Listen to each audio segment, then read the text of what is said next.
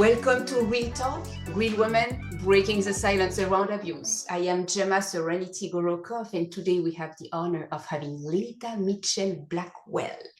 Welcome to the show. And I would like to start by asking you a very precise question. Set the stage. What kind of abuse did you overcome in your life? Gemma, I overcame abusing myself. I was in a place in my life where I have intertwined my self-esteem and self-worth with my achievements. And so when there were times where there was nothing, and that is the natural order of things, because we're not always supposed to be on the go, but during those times, I felt like I was not worthy. And so I stayed constantly and consistently busy. And on paper, it looked amazing. But my body and my emotional well-being told the real story. And it took me down, literally to the point where I was so tired one day that my then 6-year-old daughter found me passed out in the middle of the floor from exhaustion. And instead of me tucking my child in that night to bed, she kissed me on the forehead and she said, "Good night, Mama." And she put her Disney blanket on my body and she took one of her little pillows and put it under my head right there on the floor. And she went to sleep. And Gemma, I knew something had to change. I knew that that was not what I wanted for myself. I knew that if I continued in that vein, that I would not be around to see my child graduate from high school. But I didn't know what to do. I didn't know what to do. I tried to fix it on my own, but I didn't have the emotional intelligence or the resources to do so. And so I went on a journey. I went on a journey and I started working with an amazing coach, Reverend Rowena Silvera Beck. And we went through my life and she had me write down everything that I was involved in. And it was 7 pages, single space. And while I know that there are probably so many people who are listening saying, "Oh my gosh, that's crazy." Number one, I agree with you. It was absolutely. But number two, you might not have 7 pages, but I suspect that most people have between 3 and 5, which is just too many. And the way that we get that is because we do not consider the roles that we have to have some roles. For instance, I mentioned that I'm a mom. There's so much involved in that though, especially when your children are small. You're also carpool and you're the chef and you're a doctor. You are also a wardrobe stylist and you're a hairstylist. You're all those things. And we don't necessarily take things off of our list or off of our plate when it's something that we love. We just find some room on the plate until it is pile high and it is gluttonous. And when we eat too much, we get ill. And that's what happened. And so I had to learn to take things off my plate. And I got to the place where I said, and I still do to this day, that if something comes on, something else has to come off. And it is a everyday journey, Gemma. And I emphasize that to people because there's no, okay, I'm done with that. No, you're not done with it because there are patterns. And without the self-awareness and the support from the people who love you, your community, it's easy to slide back into those patterns. So very long answer to your short, direct, but absolutely beautifully meaty question. Yes, thank you so much for sharing that part. Self-abuse is the root of all kind of abuse and domestic violence and all these things. Because self-abuse is the part where you actually define yourself, identify yourself, and when you start on the wrong foot, it messes up your entire timeline until you become aware of it, or until there is a pivot, a moment in time where enough is enough, or where it's too dangerous to continue that route without accepting that you're going to die way too fast, and indeed not even see your daughter graduating from high school. That means not even see the next 10 years, 15 years. That's right. That's exactly right. And I think it's really important to emphasize the fact that this was a process from the point of realizing something needed to change and finding the people who could help me to make the changes and ensure they were sustainable. It took 2 years, Jim. And it took an event that literally had me at the hospital. In working myself into the ground, I was doing everything I ever wanted to do. I had my law firm, I had my accounting firm, I had a media company, I had a publishing house, I had my own speaking and my own books, and a wife. My husband's a pastor, and a mom, and two parents who are getting older and needed more attention. And all these things were going on at the same time. And on the outside, it looked amazing. Oh, yes, exactly. You can laugh. It is bonkers, right? When I look back on it, Gemma, I'm just like, what in the world? And people say to me, well, what about your family and your friends? Didn't they say something? Yes, they absolutely did. They tried. But until or unless me, I was willing to hear it, there was nothing that they could do but love me. And they tried to put up the guardrails by trying to take things off my plate and help me hire an assistant. All I did was put more on my plate. Because I said, oh, the space. Yes. And so it wasn't until I developed stage 4 endometriosis, which is the uncontrolled growth of uterine cells outside of the uterus, that I had to make changes, because endometriosis generally does not affect the person who develops it. As a matter of fact, 80% of women who develop endometriosis, they never even know. But I was not in the 80%, I was in the 20, and then I was in the top tier of that 20 because it got to stage 4. And when they opened me up, Gemma, it had reached my lungs. It was absolutely brutal.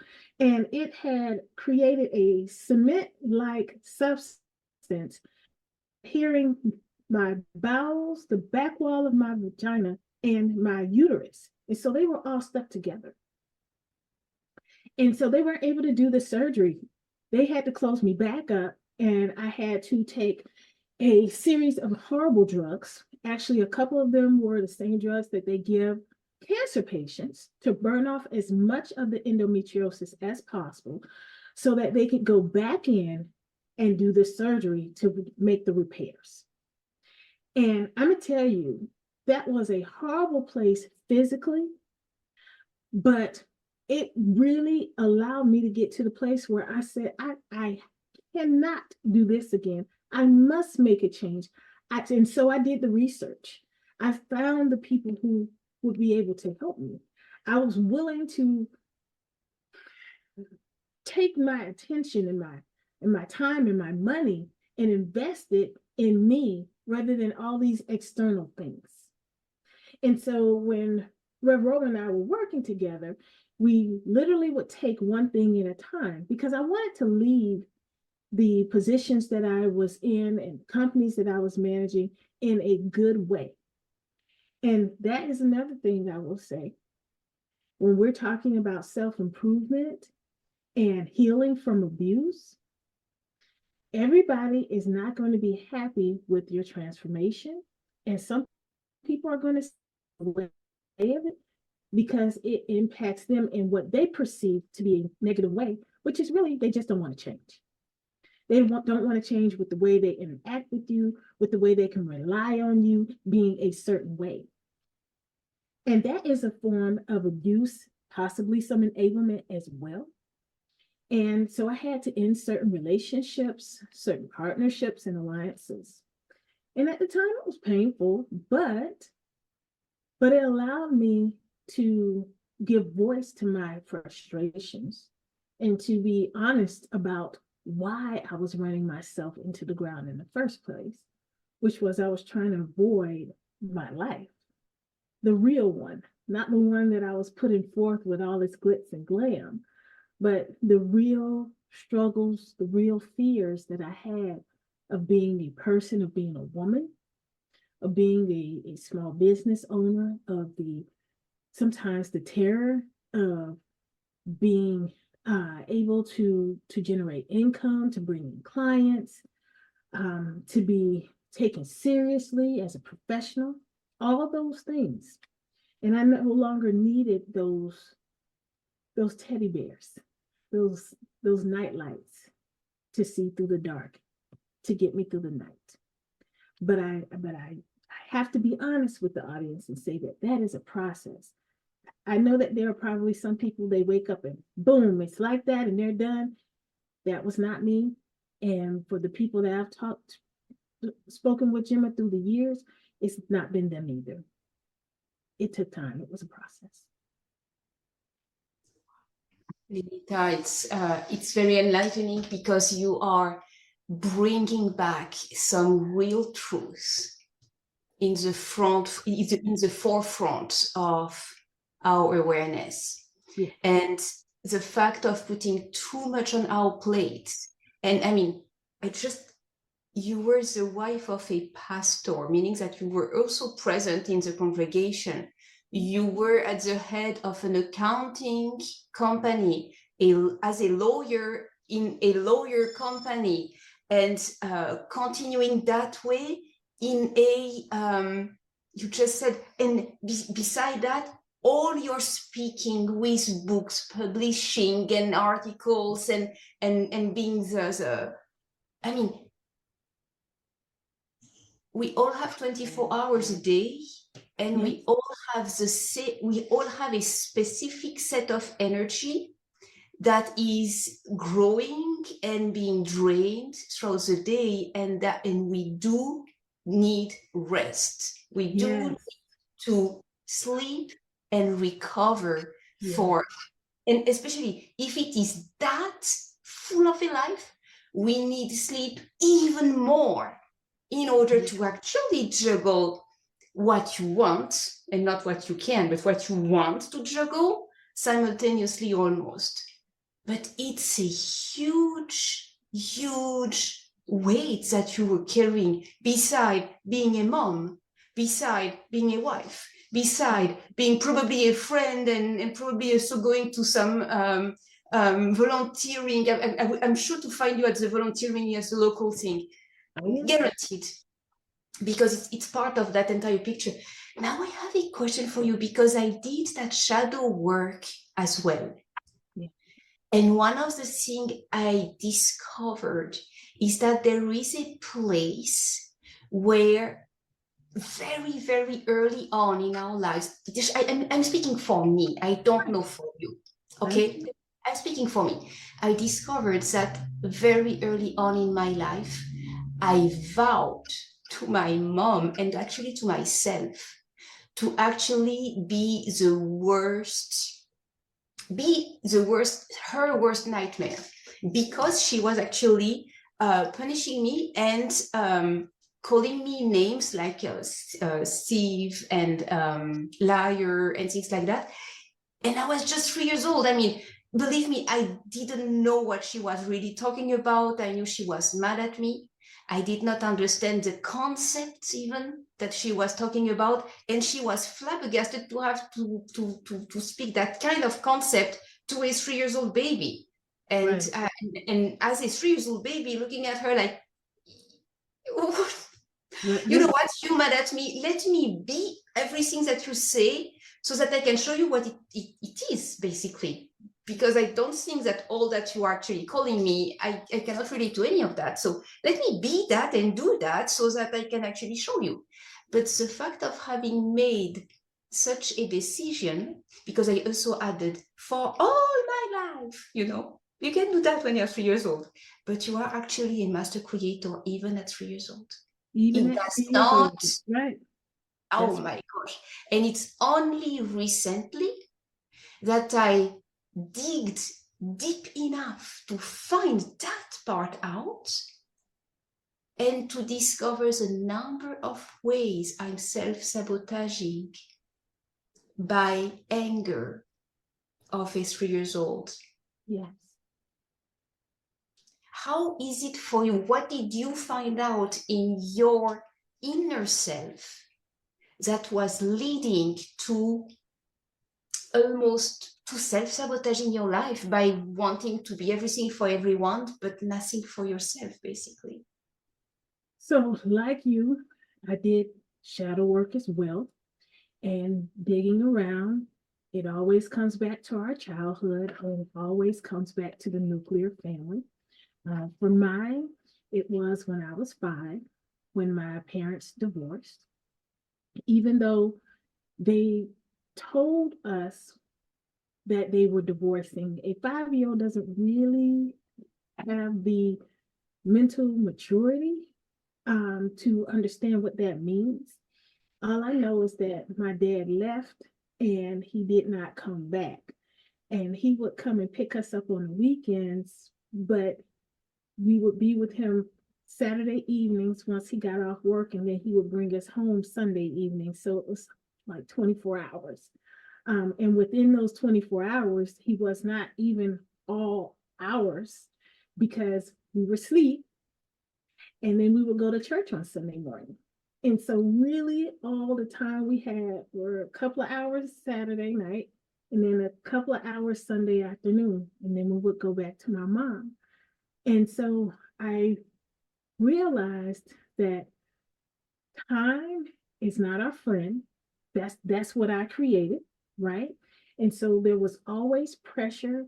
There was always, it was running out. There was always this feeling that there would never be enough. And I also developed a feeling that within relationships that nothing is permanent.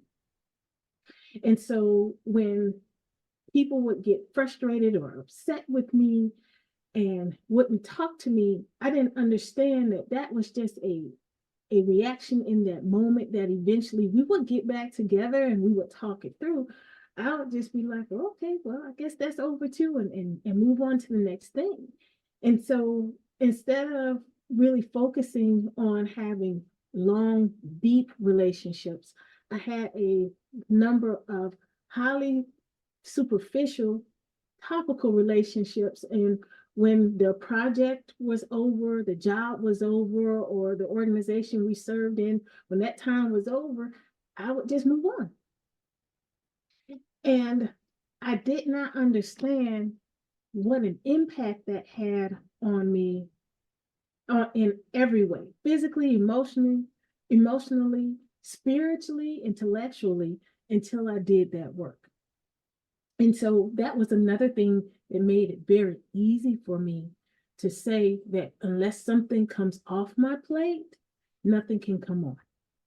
Because I really want the time to develop real relationships and to appreciate what a relationship is, at least for me. It's not just us having a good time, it's me learning about you and learning about me too. Because when we come together, I'm different when how I am with Gemma than I am how I am with Carrie, who introduced us. Mm-hmm. It creates a beautiful love bubble. And that love bubble differs depending on who we're with. But those are things that, I could not get to until I was willing to do the work, willing to sit in silence, willing to face myself. But many of us don't get there. And there's no judgment in that. I was almost 40 years old before I got there. Yeah. It's serious. It's a serious work. This shadow work, the work of to find out at the deepest core, where did we make a decision to mess up? Where did we make a decision to self-sabotage? Where did we make a decision that was not in our best interest? That is really what that shadow work is all about. I also heard like the dark night of the soul. Yeah, when you truly become aware of everything that you actually missed out. Every good thing you missed out because you were so enthralled with some negative patterns that you picked up early on and continued, right? And that's it's right. quite extensive when you think of it. Yeah. So nowadays, what is remaining on your plate? How are you still around? Because I guess that now your daughter has probably already graduated from high school, is she, or almost now? She's almost there. She'll graduate next year. And so the type of mommy I am has evolved from there. I am no longer the chef. She cooks. She's actually a better cook than I am. Does her own laundry, so does her own hair and all the rest of it, right? Now I am here for emotional and spiritual support, to listen, to help guide her into adulthood. And so, of course, that's my baby. I am still married, and my husband is still a pastor. And I have my law firm. I have my publishing company, but I only publish myself now, my own books. And I have gotten to 6 books at this point. I'm working on number 7, and I still speak, but not at the rate that I used to. Because again, if something comes on, something else has to go off. And I have to say, John, this is a wonderfully beautiful time in my life. But it also is an opportunity for me to see other people where I was. And I really feel sometimes like I am looking across the pond at myself. Recently, I had an interview with an amazing personality, and she was talking about all the things that she was involved in. And I shared my story, and she was like, "Oh, no, I love it." And I looked at her because I'm like, you have 7 children, and you have at least 5 businesses. And I know that you're saying that it is exciting and it is fun and all the rest of this. But I've been where you are, sister. And that bill is coming due for you. That bill is coming due. And so now I get to hold space for folks who are in that place. I can be a resource when they're ready. And I can love them. And I like that part too. I really do. Especially when you understand them, you can share your experience, you can help them become self-aware, and implement, choose what change to implement in their life, and then keep them accountable. Just a message: did you accomplish that as you said? Let me get back to it. Yes, I love it. Yes. Yeah, that's very, very good. Thank you so much for sharing your story. And so now you have that law firm, you're still a mom, you're still a wife, and you are speaking, but every once in a while, and writing your books every once in a while, not all at once. That's correct. Not all at once. No more accounting firm. You still know accounting, because we don't forget that kind of things. I also learned accounting when in my previous life. Right. Like you, I haven't forgotten, but no, I don't do that anymore. Exactly. Wow. And yeah, that's fabulous. I'm so happy and grateful to have been introduced to you by Carrie Lewis, who was also on the show not very long ago. And I'm very blessed to share your story with the audience, because you really show that self-abuse can also be in terms of overwhelming yourself to the point of breaking your health in very, very difficult ways. And Thank once you you so solve much. that, you actually redeemed. Thank you so much for having me, Gemma. I really appreciate you and this beautiful platform that you have created for people to face where they were and to celebrate where they are. This is amazing. Thank you. Absolutely. Last word, what is a website that you want people to know about you, or maybe a social media or something? Absolutely. So the best way to find out more about me and for us to connect is on my website, which is my name, LynitaMitchell-Blackwell.com, spelled Lynita. So we can connect on social, you can sign up for my email list, and we can hang out at my next event. That's absolutely amazing. Thank you so much, Lynita. Have an amazing day.